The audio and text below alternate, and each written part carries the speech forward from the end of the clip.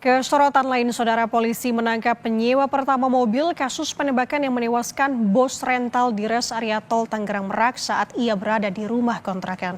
Selain melibatkan anggota TNI, kasus ini juga berkembang ke pelanggaran etik karena adanya dugaan pembiaran anggota Polsek Cinangka, Polda Banten.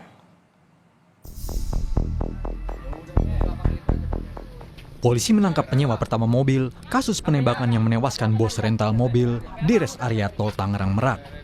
Penangkapan berlangsung hari Jumat lalu.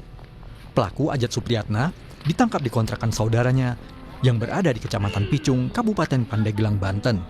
Meski tersangka Ajat tidak ada di lokasi saat penembakan di res area, ia merupakan penyewa pertama mobil milik bos rental yang tewas ditembak. Ajat diduga berperan mencari mobil sewaan untuk kemudian dibawa kabur dan memberikan mobil tersebut ke penadah. Yang menjadi terduga sebagai penyewa mobil rental, di mana saat ini ada kejadian penembakan bos rental yang terjadi di KM 45 Tol Tangerang Merak. Kami berhasil mengamankan saudara AS ini di kontrakan saudaranya yang beralamat di daerah Picung, Kabupaten Pandeglang. Karangan bunga dan rekan korban masih terus berdatangan ke rumah duka. Anak korban mengatakan pria yang menodongkan pistol ke ayahnya mengaku sebagai anggota TNI Angkatan Laut. Itu penyewa, itu saudara Ajat, itu penyewanya, bukan pelaku yang mengaku sebagai oknum TNI itu.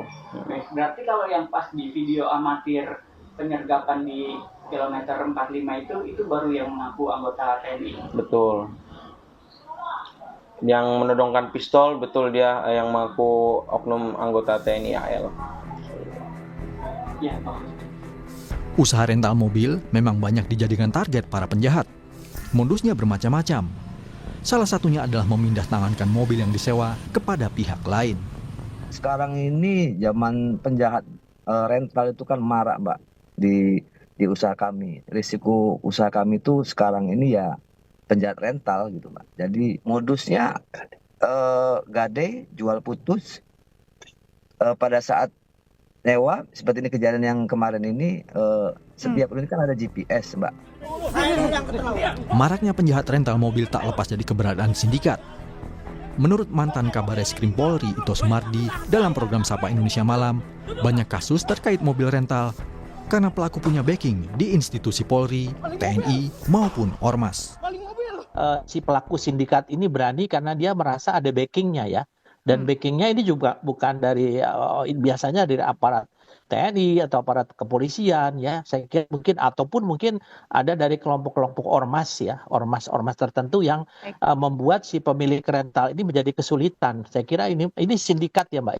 Saya ini sindikat dan harus dibuktikan oleh Polres. Demikian. Oke. Selain keterlibatan oknum TNI yang tengah diselidiki adalah dugaan pembiaran petugas Polsek Cinangka terhadap korban penembakan. Kapolsek Cinangka, AKP Asep Iwan Kurniawan bersama 3 anggotanya diperiksa Propam Polda Banten bersama Propam Polres Cilegon. Mereka diperiksa karena menolak mendampingi korban saat hendak mengambil mobilnya.